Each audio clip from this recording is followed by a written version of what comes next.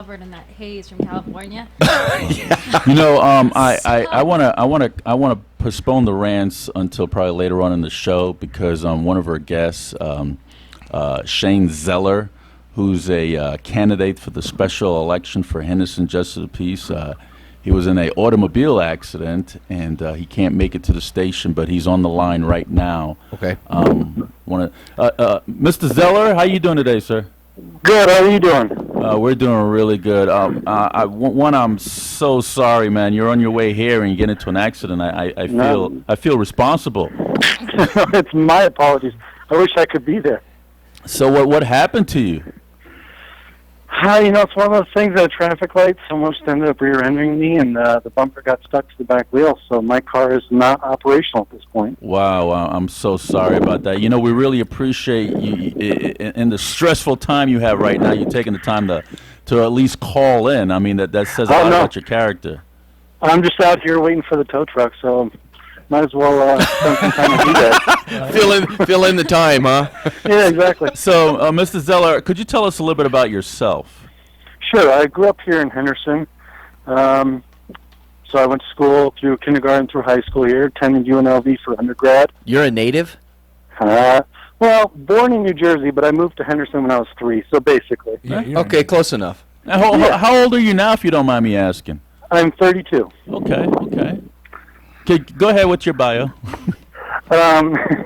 After undergrad, I dealt cards in the Strip for about a year, and then I went to law school in L.A. and attended Southwestern Law School, graduated, moved back, and been with the Clark County Public Defender's Office for the past 5.5 years. So you know Phil Cohn? I do, very well. Okay, and Beta Yeager and all those folks that came out the PD's office? Oh, yeah, those are all my comrades. And Harmony, was Harmony Letitia in there? Or no. Yeah, Harmony is actually on my team. Yeah. Oh, is she? Okay. Yeah. All right, go ahead, Mrs. Zeller. So I've been a Clark County Public Defender for the last 5.5 years. Handled cases anything from DUI to murder. Helped actually do Veterans Court, the track that I'm on with Harmony, actually. Okay. We staff Veterans Court every other Friday. Started with Judge Tobias and then went to Judge Kephart, now with Judge Saragosa. Okay. So we've been handling that, so I'm very familiar with Veterans Courts, and looking forward to becoming judge. So let me just paint a picture for the listeners. This was Municipal Court Judge Diana Hampton passed away in Henderson, and I believe it was Judge Burr that took her place. Is that correct? Is correct. Judge Burr took her place. He retired from the Henderson Justice of the Peace, and he went to the municipal court now. And there are 6 candidates, including yourself, who's running in a special election, and all 6 names are going to be on the ballot come November for the Henderson Justice of the Peace. Is that about right? That is correct. They had us do a special filing in the later part of May. Okay. And because it was so late, they decided no primary, just send everybody who's going to join through the general, and the most votes is going to win. So why do you want to run for Henderson Justice of the Peace, Mr. Zeller? I've been, like I said, in Henderson my whole life, and I really want to make a change. There's a lot of crime going on in Henderson that I think is something we can address with someone on the bench who's willing to make the change. Basically, my platform is a judge who's going to be decisive, a judge who's going to be compassionate, both to victims and nonviolent first-time offenders, and someone who's going to strive to reduce the rate of recidivism. Okay. We see a lot of nonviolent first-time offenders come in the courtroom, and they're not given the proper sentences, programs, court-mandated programs that we can actually keep an eye on them to ensure that they don't repeat offend in our city. And so it's my goal to instill those programs and keep an eye on these people so we can make them productive members of society. Hey, Mr. Zeller, first, thanks a lot for taking the time to call in. Really appreciate it. Hey, so what, besides the reason for running, what separates you from the other 5 people in this race?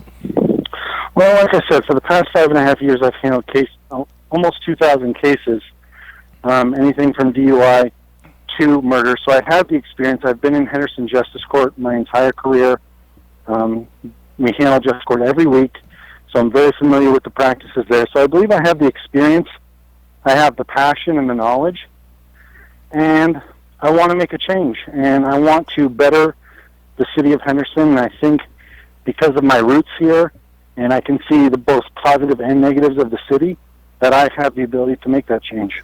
Well, when you say there's a lot of crime in Henderson, I think a lot of people don't really get that, but they just see Henderson as being a really nice place to live, and there isn't really any crime. But what would you consider? What's the number one crime problem in the city of Henderson? And Henderson is a beautiful place to live, and it is a nice community. But I think right now we have a serious problem with home break-ins. There are a substantial amount of home break-ins that I see. Being a public defender, we see these crimes going through a lot, and it's people kicking down front doors when you're not home in the middle of the day, when you least expect your home to get broken into, your house is ransacked, and sometimes pets are either injured or missing because of that, and your belongings are gone when you get home from work. And a lot of the times we see these people come into court, and it's 18 and 19-year-old kids who are committing these crimes. So I think there's an opportunity there to get to the youth and hopefully stop these problems from occurring. This is Troy Warren. One of the things that you said early on was that you wanted to affect change. So being a judge, now you understand the programs and stuff, but how else are you going to, I mean, you're not going to be an activism judge, are you? Like, I'm sorry? Like wanting to attempt to affect change, to attempt to change it by writing law from the bench, which has been done a lot lately. Or, because I just want to be clear on how you want to affect change, because you're talking about these kids kicking indoors and stuff. Well, we got to catch them first. Absolutely. Absolutely. And I think that's why we got to give our support to the police department. They do a great job of catching these people when they can. But when they get in the courtroom, then it becomes the judge's responsibility. One, how are we going to punish these people? Okay. Or two, how are we going to keep an eye on them to make sure they don't reoffend? And I think, obviously, we can't write law from the bench. The legislature gives the justice of the peace certain parameters. For felonies and gross misdemeanors, you must hear the evidence at a preliminary hearing. And if there is probable cause evidence, then you send it to district court for trial. But if it's on misdemeanors, or if it's dealt down to a misdemeanor between the defense attorney and the district attorney, there's a certain amount of discretion the judge has in order to implement some form of punishment on this person in order to, one, can keep the community safe, two, to punish the person, and to three, ensure that they don't offend again. And I think the best possible way to do that is to analyze the person, whether or not it's a violent crime, whether or not there's a drug issue, whether or not they're a veteran, if there's some kind of mental health issue at play. And the judge has a certain amount of discretion to implement a punishment or a court-mandated program to supervise this person to ensure it doesn't happen again. Now, I'm not saying people who break into homes deserve probation, but sometimes there is intervention that can be made on an 18 or 19-year-old kid that can prevent them to continue to repeat offend and keep our community safe. Okay, because the reason why I'm glad you explained that like that, because my house got broke into that way. Yeah. And it was a juvenile, a couple of juveniles and an adult. And, you know, I went through the process, and I was able to be, I was actually asked by the DA's office to speak at the sentencing at one of the juveniles, which was kind of interesting because I couldn't talk directly to the juvenile. I had to speak to the judge. But this kid got off with like nothing. Right. And so, you know, personally, I don't know what kind of programs are out there, but I'm a big fan of just, you know what, we need to stick them in jail and show them what the ropes really are. I mean, what kind of programs are you talking about? I'm really curious about what kind of programs you're talking about that could turn these kids around. I mean, you're kicking in somebody's door and taking somebody's property. For me, that's an ass beating coming back. And I totally understand that. I mean, I'm talking things like if they're a veteran, there's veterans court. Most of the time there's a drug problem, okay? Okay. And when I see these people are kicking in doors, it's to steal stuff to get drugs. Well, we can stick them in jail or stick them in prison, and I have many clients that is the best opportunity for them to get clean. Unfortunately, a lot of people who go to prison learn how to commit more crimes, or they get close with people who commit crimes. Now, people who have a drug issue, I believe the best way to keep them from reoffending is to putting them in a court-mandated drug program. Now, if they serve time before they go to that program, so be it. Whatever it takes to get them clean and into a program where they stay clean. Because the only way that person's not going to kick in your door again is if they're not on drugs. Okay, fair enough. Thank you for answering that. So, Mr. Zeller, Yes. when you talk about changes, and again, thank you so much for joining us on the show, and I'm glad that you're okay after the accident. Thank you. What are the changes that you would like to see in court? And you talked a lot about the programs, but what do you think from as a judge, that you can do to change the crime rate that there is in Henderson? Well, like I said, you have to put repeat offenders who continue to commit crimes, you have to put them away. They've had their opportunity at probation, they've had their opportunity at programs, it didn't work. I think there is no answer for that at that point. You need to lock them up to protect the community. As far as programs go, like I said earlier, there's drug court, there's veterans court, there's things that we can try to address to keep these people from reoffending, but I think there's also community outreach. I mean, a judge's job doesn't just stop on the bench. There's community outreach that we can make sure that these juveniles who get into drugs or get into problems before they become adults, we can reach them at a younger level through programs like youth court, which we have in the municipal court, and also outreach to schools to try and teach them, look, if you do these things, you get into drugs, or if you break into someone's house, these are the consequences. Now, breaking into someone's house, we're not talking about a slap on the wrist with, an 8-hour drug class and it's fine. We're talking possibility of 1 to 10 years in prison, possibility of 2 to 20 years in prison. That's serious time that you're going to have to do if you commit these crimes, if you continue down this path. And I just don't think there's enough education or knowledge for these young people that they go and they commit these crimes. They think, oh, if I get in trouble, it's my first offense, I'm 18, I'm going to be out of jail in 2 days. No, that's not how it works. You're going to have to face serious punishment and felonies which could ruin your life. And I just don't think they're thinking about that when they get into this life. Mr. Zeller, I just want to point out that you have 3 firsts. And let me explain. The 3 firsts that you have, in the 11 years we've been doing this show, never once has a guest get into an automobile accident on their way to the studio. Okay, so that's first. Right. The second first is that you're the first person to call in on this new station that we're with worldwide digital broadcast. So you're the first Well, I got to person. tell you, the connection's great, so we have no problems there. Everything's working great. Okay, and the third first is that out of the 6 candidates that are running for this seat, you're the first person to be interviewed on the show regarding that. Oh, great. That particular seat. And just to let you know, just to give you a heads up, we're going to be doing our endorsement interviews on September 17th. I believe it's from 10 to 12 at the Lake Las Vegas in Henderson. So just to give you a heads awesome. up, but You guys are doing a fancy interview, huh?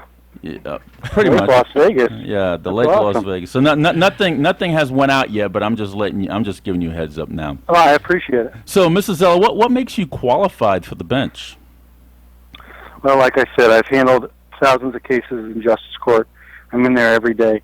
I know what's going on. I know what it takes to be a good judge. And it's not just getting up there and making a ruling. It's listening to both sides.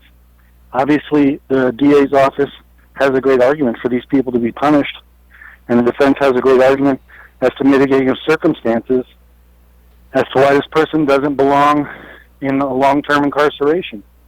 But I believe I have the temperament to listen to both sides of the argument and make an informed, educated decision based on my experience, based on my knowledge of the law, and I think I would make a great judge.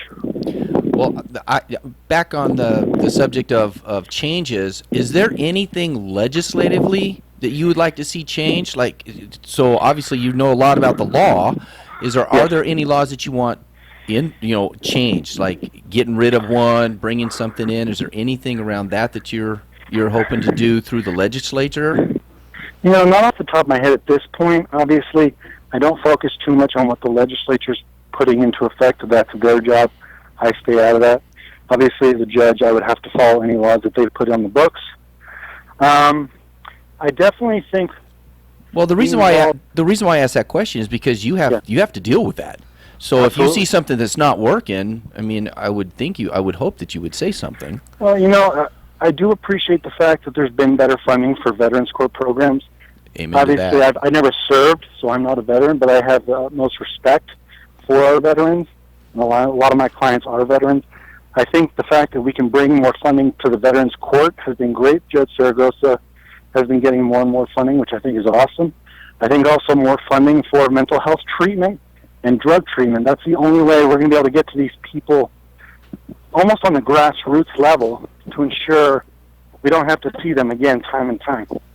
I can't tell you how many times I see the same people coming through my desk, and they just smile at me and laugh because they know, hey, this is what I do, and it's very hard for me to swallow that we couldn't have got to this person on their first offense and steered them in the right direction. So I think that the legislature providing funding for those programs is amazing.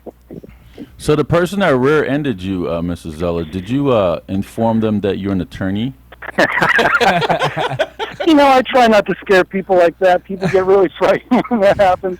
But information was exchanged. What kind of car were you driving? Just curious. I have an F-150. Okay, and you don't have any. So you have a truck. Wait a minute, and it got pushed into the rear tire.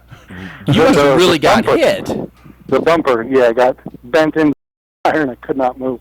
Oh my God! They must have come in real fast then. What were they driving? It was a little mid-size SUV, one of those crossover things. Okay. Yeah. Well, Mr. Zeller, what you guys got anything else? I'm good. No, we wish you the best of luck, with your Thank you, I enforcement. appreciate it. And, If I sound out of breath, I'm sorry. The air quality is terrible today. I'm out here sweating. yeah, no, be careful in that haze. Mr. Zeller, being a judge, especially in Henderson Justice Court, I understand that it's a close-knit community. Yes. There's only 3 justices of the peace in Henderson. What are you going to do to actually get the message out to the voting body and beat the other 5 candidates that are also in this race? I know a lot of my candidates have a lot of money from previous races that they've done, and they're well funded. So I'm doing my best to fundraise. Obviously, growing up here, I've got a spiderweb network that is vast across the city. A lot of healthcare professionals and business owners have been preparing to throw me fundraisers. So obviously, raising money is number 1, so that we can advertise. But number 2 is going door to door. I mean, I know these neighborhoods in and out because I've been here my whole life. We've been knocking on doors, handing out information, having town hall type meetings with some of the senior communities up in Anthem. Just kind of a grassroots almost approach to getting the word out there. And what's the population for Henderson? Oh God, what are we up to now? The voting body. The voting body, from what I read in the past consensus, the last presidential election was like 35,000 people actually voted, which is very small. So you gotta reach out to 35,000 people in just a few months here. Oh, it's a short amount of time, yeah. In the dead of summer, no less. Right. Yeah. Well, Mrs. Zeller, I wish you the best of luck, and looking forward to seeing you on September 17th. And by the way, don't get into any car accidents on the way to the endorsement interview. And, I will not miss Lake Las Vegas. That sounds awesome. and do you have a point of contact, website, or anything like that? Yes, you can find out more information at electshanezeller.com. That's ShaneZeller.com. Well, Mrs. Zeller, thank you so much for coming on the show, and thank you so much for calling in based on the circumstances that. Well, thank you guys so much for having me. I appreciate you accommodating And I hope, the terrible circumstance. and I hope you don't hold us responsible for your accident either. Not at all. I'm going to have to I talk to my appreciate you attorney spending and some make time sure. I was just standing out here all by myself. Well, thank you, Mrs. Zeller. That's Shane Zeller, who is a candidate for Henderson Justice of the Peace Department 1.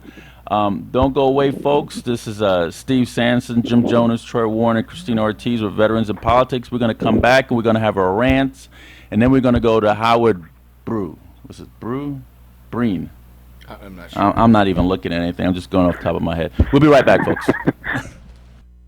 My name is Heidi Hanus, and I'm a marriage and family therapist. I recently opened my own practice under the name of Faith Individual and Family Counseling in the area of Summerlin. I have been practicing family therapy for 14 years, and I work well with individuals, children, teens, couples, and most of all, families. I have experience in a variety of areas, which include family conflict, communication issues, grief, anxiety, depression, anger issues, addiction, adjustment to life changes, trauma, and most forms of mood disorder. The agency work I have done has given me the experience to work with all levels of issues from severe to mild. I believe in change and positive outcome. If you are interested to begin change, you can reach me at 702-370-4244 or hanusa@cs.com. Thank you. We are so back. This is Steve Sanson, Jim Jonas, and Troy Warren, and Christina Ortiz of Veterans of Politics. Before we kind of doing things a little differently today because of the circumstances, but we would like to give our deepest condolence to Gia Roselli, who passed away at the young age of 37. She passed away on July 18th. I believe that was a Monday. Yep. And her funeral services is today. An hour and a half. At Palm Mortuary on South Jones, and I believe they're having a life celebration at the Hard Rock around 8:30 p.m. tonight. The Hard Rock Cafe is, I believe that's the right information. But I believe what I was told is that she had cardiac arrest and she was taking some dietary. She's skinny as a rail. Well, she didn't take she's dietary. Beautiful, beautiful girl. Dietary pill. Now I'm the Why one- would you take a dietary? I'm the one who probably need a little diet going on. You are a little thick. Yeah. But as a woman and knowing how beautiful Gia was, I just want to. Well, we have the platform, put it out there that such a beautiful soul like hers. This was something that didn't have to happen. So really, just should really hope that this is a message to really stay comfortable in your own skin and with who you are. Just something very, very tragic that it could have been avoidable. Definitely could have been avoided. I mean, 37 years old. Yeah. 37. Because I just, I'd met her that one time when she was on the show. It was actually when Christina's first show, and we did the photograph. And I left the show, and I'm thinking to myself, "Wow, she's wiry. Yeah, Like she's bubbly, filled with life." Yeah. And Filled with then energy. when I received your message, I was pretty much blown away. Yeah. And you know what I always wonder, why is all the assholes still around and Yeah. the good people dying? See, that's why I keep a balance. You know, if I walk a young lady across the street, make sure she doesn't get hit by a car, then I'm gonna go and slap somebody in the back of their head for talking stupid crap, just to balance stuff. You know, that way the good Lord says, you know what, this guy, you know, he's not too good, he's not too bad, but I'll just leave him alone. Well, I know this is not a popular stance, but you know what? For me personally, he's got a plan. I don't question it. It hurts sometimes. However, Yeah, it hurts. That's the same stance that I have, Troy. I just got. it's not a popular stance to have these days, but you know what? Don't like it? Tough shit. My mom has always taught me that we plan and God laughs. That's it. So Yeah. Jim? No, I just find the whole thing unfortunate, and I'm with Christine on that one. Just I don't understand why somebody would feel it necessary to take dietary pills when she was already attractive. But sometimes there is a lot more social pressure on women than there are on men, and I don't think a lot of men understand it. I don't really understand it either. I don't either. I just think it is unfortunate, especially since she was so excited after coming on the show, and when we went out after the show about her new career opportunity. She was really excited about that and was really looking forward to like as she called it. She said she had to get back and find her center again, and that's all she talked to me about that day. And then it just was unfortunate when you let me know what had happened. So, and I went to Judge Scan's. It wasn't the funeral because the funeral was last Saturday. She had a memorial. They had a memorial service for her at the Regional Justice Center in the jury room a couple days ago, and they were showing a lot of pictures with veterans and politics members and Judge Scan, and they even actually played the beginning of the endorsement interview back in 2010. So I thought that was interesting. yeah, Yeah. that is. But you guys got any rants? Where do you want to start? Come on. Well, this whole DNC, WikiLeaks or whoever in the hell it was that Who gave it this name, WikiLeaks? I don't know, that Julian Assange guy, whatever he is. But the one thing that I found funny was the deflection of the Democratic National Convention. I even posted about it. It was like they're accusing Russia of manipulating the election by exposing the DNC's manipulation of the election. Like, dude, that made my head hurt. There's just no making that stuff up. And the other piece of that program is Wasserman Schultz she resigned, gets picked right up by the Hillary campaign. Yes. So they had illegal aliens. They were harboring. They broke federal law the first day of the convention. Yet the apathy. I get the corruption. I'm okay with that. What kills me is the apathy. Nobody will go after, and I don't care if it's Republican or Libertarian or Democrat or Independent. If you break the law, you need to pay the price. Yeah. And it just really blows me away that nobody has. It's okay. We're just going to blow it off. And, she got the nomination. By the way, she's not the first woman to get the nomination for president. So you liked my Facebook post then, Troy. Well, I knew that. You beat me to the punch. Go ahead and fill in the blank. I spend a lot of time liking Troy's Facebooks. And, Really?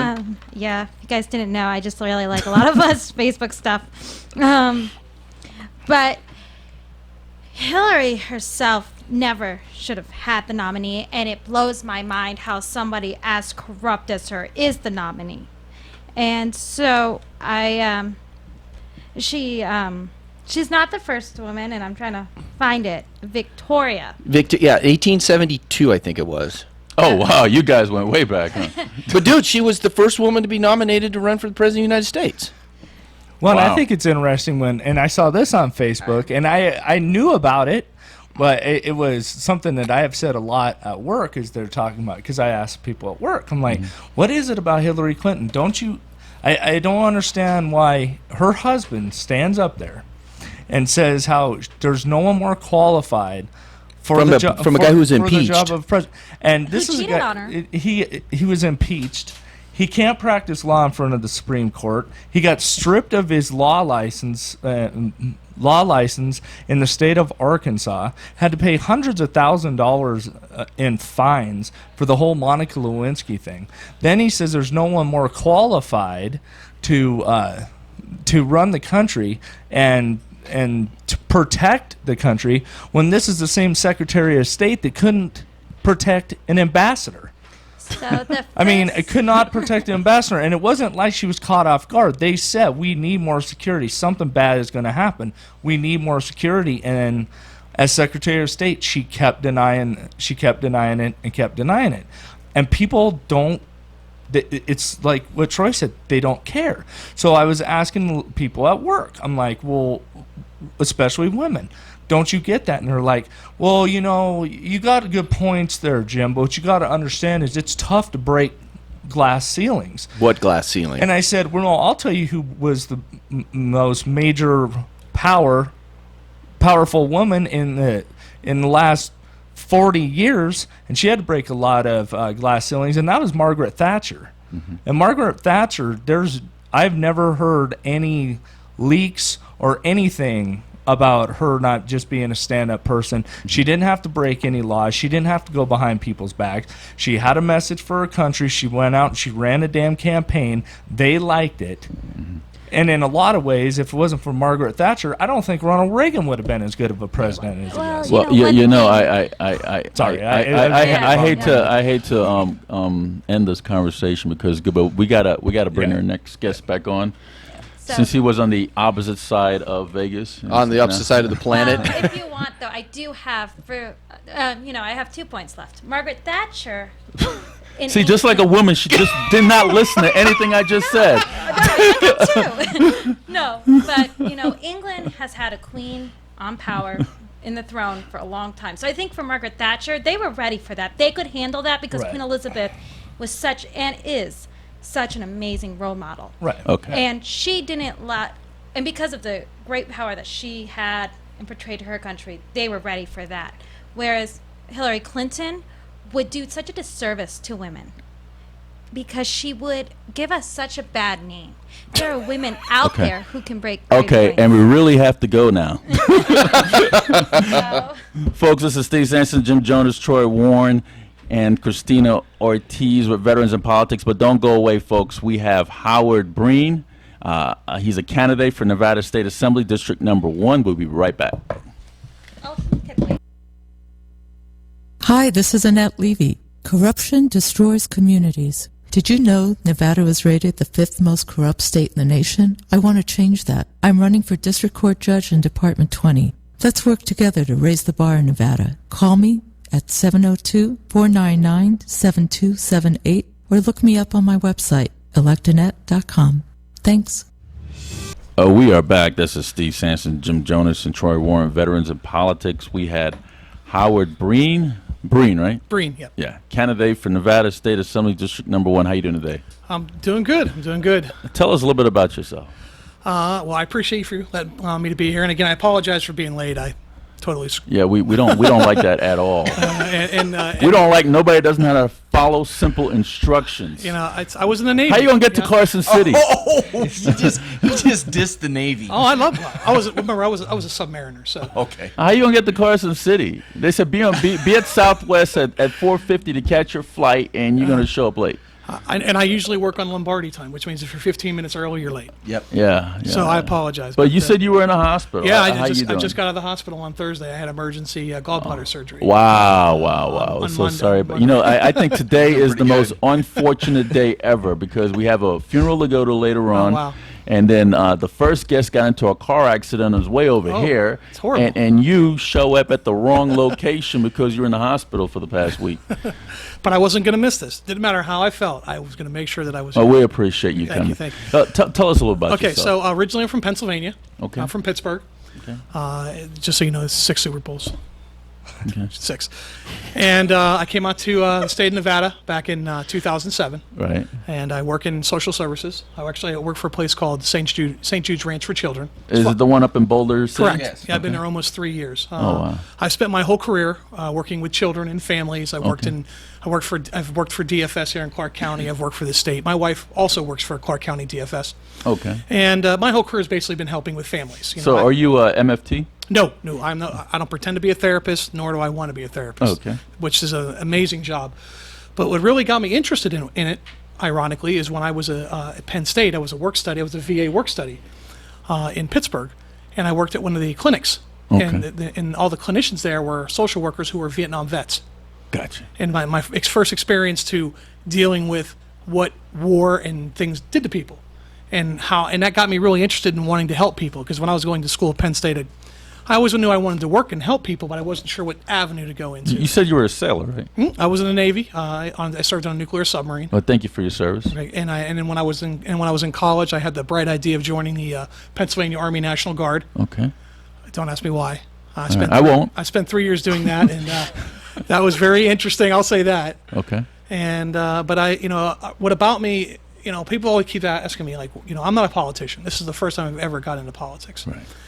Why am I doing this? I hear that a lot. Right. And I just say, I got young kids. I got a 10-year-old. I got an 8-year-old. I want to make a difference. Okay. Who are you running against, by the way? Her name is Danielle Monroe Moreno. Okay. Is that an open seat? Yeah, it's an open seat. It was my district is Marilyn Kirkpatrick's district. Oh, gotcha. Thanks. Gotcha. She's now my county commissioner. Well, she is as mine as well. And I don't know if you guys have had a chance to talk with Kevin Williams, who's going to be running against her. And she's also my county commissioner now. Yeah. So. Yeah, it's. I honestly do not know anything about Maryland. Didn't know. I thought about running a couple of years previously. Where do you want me to start? Yeah. Well, please help me, Steve. Help me. I mean, people love her. People in this district and people in that area where she's from just think that she is the cat's meow, and I don't understand why. Okay, so Mr. Brean, right? Yep. Call me whatever. Why you wanna be an assembly person? Because that's I'll tell you one time when I went to because I'm always in Carson City every legislative session since '04, and the last time I went, they were in this room, all the committee, they were in this room for they just left the committee meeting, and I walked in there and I said we need to have purging, and I'll start with this room. You know what purging is, right? No, I'm not familiar. Purging is that movie that came out. The Purge. Oh, the Purge. Purge. Oh, okay. Okay. Yeah, Okay. and 12 hours. Oh, yeah. You could everything Yep. is legal for 12 hours, including murder. Oh, I bet that went over real well. Oh, I didn't care because they vote stupid, and that's probably why I lost my race, because God was saying, you know what, this guy's gonna get us in trouble. Well, you know what, Steve? I'll give you an example. At St. Jude's, we're very active Right. with all the different legislative people in Clark County because, as a nonprofit organization helping children, Right. we rely on a lot of help. Right. And we went to a committee on juvenile justice down at the State Building, and one of my coworkers was there and went through the whole committee meeting. And after we walked out, he looked at me and he said, "Is this how things get done here?" And I looked at him and I said, "Yeah." He said, "The people in the committee have no idea what they're talking about. They don't know what they're voting on. These are people who have no idea how the system even works." And I said, "Now you know why I'm running." Right. I said, "I have no grant. I don't want to be governor. I don't want to be president. I don't want to go do that. I want to help my district. I want to help my community. I want to help my fellow veterans. I never realized, and I was kind of embarrassed. As a veteran myself, I never really was active in politics. I just kind of, ran my mouth a little bit, but never really put my foot forward. Kick the TV. I've done that. I mean, trust me, it was very hard for me. I was in the hospital all week, and I didn't watch any of the coverage for the DNC convention because I was afraid I was going to hurt myself. Just so you know, I sat at home and I watched Ion Television. I refused to watch it myself. Yeah, and it's funny thing is that when you spend 4 days in a hospital bed, I watched everything of Law and Order for probably the last 20 years. I caught every episode of SVU. Right. I watched but I refused. I refused to watch it. What because hospital were you in? Centennial Hills. How was the care there? I'll tell you this. This is the first time I've ever been hospitalized. Centennial Hills. That was right down the street from where I live. They were amazing. Could have called me over. I would have brought you some devil dogs or Hostess. You want to keep me there? The care was amazing. The nurses were great. The doctors were great. At any time I needed something, they were like right on the spot. Wow. And it was really good. I mean, for being, I guess, emergency surgeries, it was a pleasurable experience. And but I know for a fact that there are a lot of veterans who don't get that kind of care, who don't have the option I do because my wife has health insurance through her employer. Right. Had I had to go to the VA hospital, I don't think I got a major radio show, Steve. Wow. And it's funny you say that. One of our Marine brothers, he went to the VA hospital. He was complaining about dizziness, and they sent him home. And he came back that same day. He goes, "Look, I'm serious," and collapsed on the floor of the VA hospital. His brain swole up. It swole up so much that they had to remove the cranial in back of his head so his brain could breathe. Wow. And then he died on the operating table. I'm sorry to hear that. 47 years old. This was a couple weeks ago. I'm sorry to hear that. Yeah. That's just not the way to go. Yeah. 47 years old. Believe that? Yeah, you don't anybody who's ever served, you don't think that you're putting into a system that you believe is going to be the best for your Right. for you, not only for you but Right.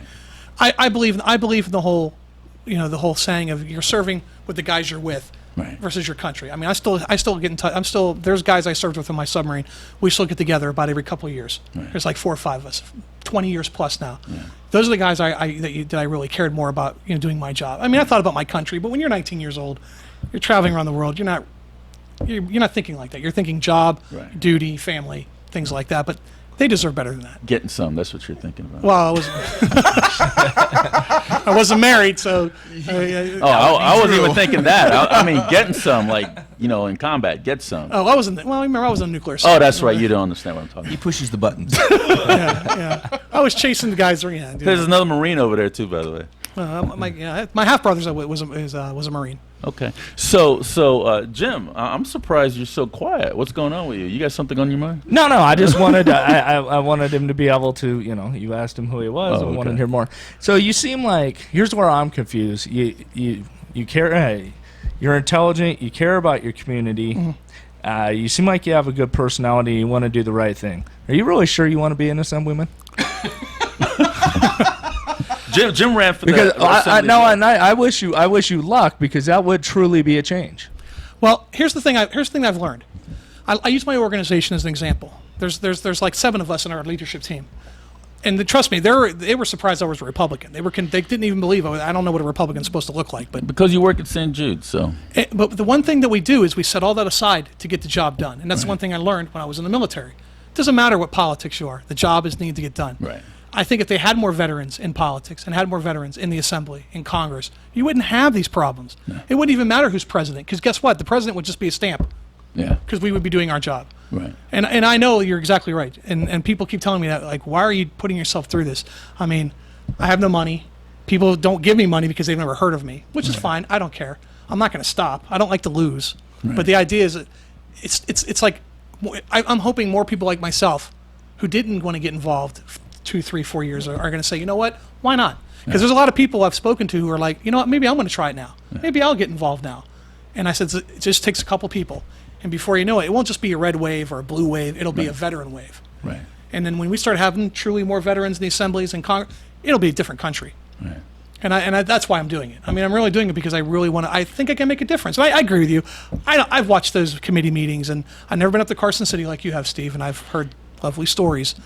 But I have. I mean, even from people now. I've gone to meetings already where I've been with the leadership and talked with people. And it's still, one thing about Las Vegas, which really, truly kind of I'm confused about, is it's a very progressive yet regressive town. So being born and raised here, there's a lot of, it's a big city with a small town feel. I totally agree with you. And that's because it's still a who you know. That I learned the hard way. in this valley, and they say the mafia is done and it's all corporate now, but I'm here to tell you that's crap. Oh. Some of the stuff though that you talk about making a difference and everything. Because I ran in 2014. I'm actually a candidate right now. Oh well. And he needs a donation. Don't we all? Don't we all? Don't we? But I applaud your efforts, because I know what you're going through. Because, dude, I'm a blue collar guy. I fix buses for a living. You're smarter than I am. And I can't even. If I had to fix something, I would be the guy. If we were all stuck on a desert island, I might be the last. I may be the first guy. You're like, do we need him? Do we don't? Because I can't fix anything. Yeah. I'm big and strong. I can carry things, and I can break things. We could get you to talk to the natives. But if you guys are like, we need to fix things. Well, Howard might not be the guy. We might not. Yeah. It's kind of being. We could feed. You're never.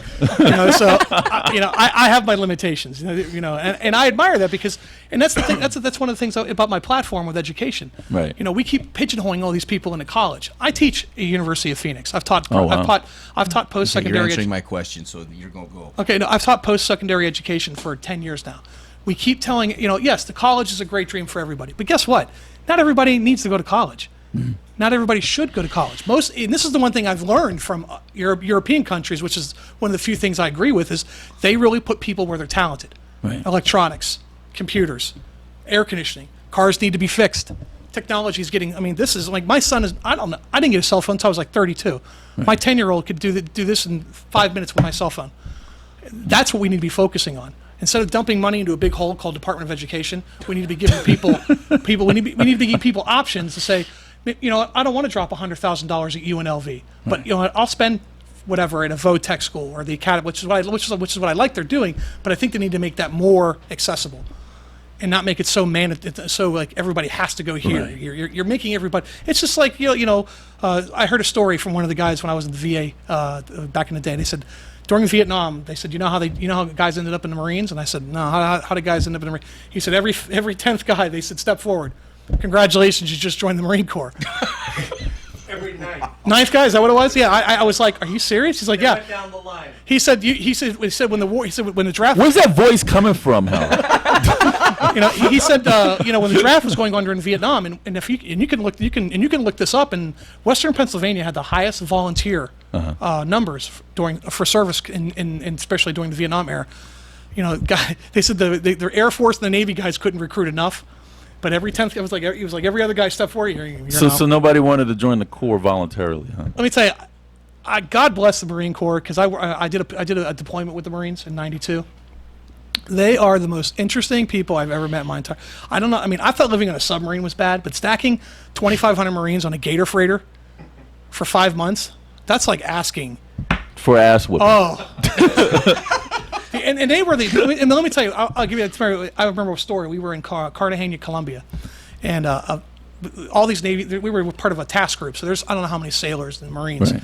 Fight broke out. Well, because we were submariners, most people left us alone because they think we're crazy anyways.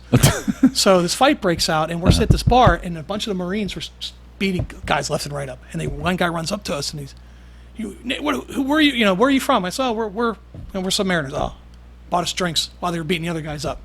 Right. So I was like, Mr. Brean, sir, I don't have you. Did you see this guy at our endorsement interview?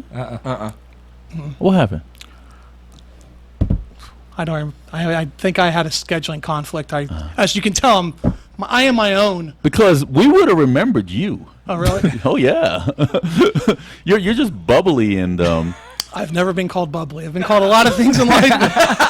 And hearing that coming from a Marine, I should be a little worried.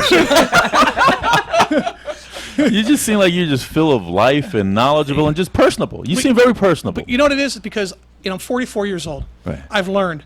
I wasn't always like that. I was very straightforward. Did we endorse in your race, by the way? I don't remember top of my head. I don't think so. I don't think. Let me tell you, my own party doesn't even endorse me in my race. Oh wow. I don't even think. Is that Republicans? Yeah. I don't. They've kind of let because where I'm at in the valley, they're kind of just like, it's been a Democratic seat for so long. They've kind of just given up. Where is your boundaries? My district starts. I'm between Paul Anderson, who's in 13. Mm-hmm. Which is Decatur. If you take Decatur, go up to the gun range. Go straight up. Craig Road, go Decatur all the way up to the mountains. Then go east all the way down to Commerce. Mm-hmm. And then kind of up 5th and up around. It's like So you got Northtown. Part of it. Okay. Part of it. A big block of my district is Sun City Aliante. Gotcha. And the young lady that I'm running against, she's a retired corrections officer for North Las Vegas. Okay. So what do you want to tell the listeners why they should go to the voting booth and vote for me? Vote for you. That's a great question. Wow. Kind of threw me off on that one. Because I'm not a narcissistic person to say, well, just because you better become one. I will tell you this. What you see is what you get. Right. I don't mix words. I don't tell people what they want to hear. I believe in what I believe in. If you were in my district and you say, hey, Howard, this is what I think we should be doing, and I'm going to get general consensus, then that's what my job is. I need to vote for someone like myself because I'm not here. I don't want to be sold or bought by anybody. I want to do exactly what is best for the state, right, for my community, and for my family. Well, could you give us your point of contact? You can reach me. The best way right now is I'm working on a website because that takes money. But You're working on a website. Yeah, I know. You filed in March and you're working on a website. I know.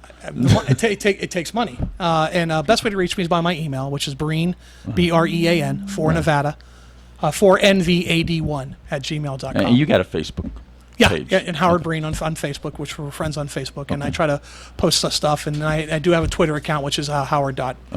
Which is same thing. It's Brean for Nevada. RADNV. Well, Mr. Brean, thank you so much for coming on the program. No, thank you for having me, Steve. I appreciate it. I hope the good Lord find you in better health. I'm feeling better. I tell you this, if you just saw me 2 days ago, it was Okay. not a pretty sight. But I knew that was very. I apologize again. No, for no, being no late. worries. No, you're here. That's all that matters, right? That's Howard Brean. He's a candidate for Nevada State Assembly, District Number 1. This is Steve Sanson, Jim Jonas, and Troy Warren with Veterans in Politics. Folks, until next week. Maybe next week might be a little bit more interesting. Who knows?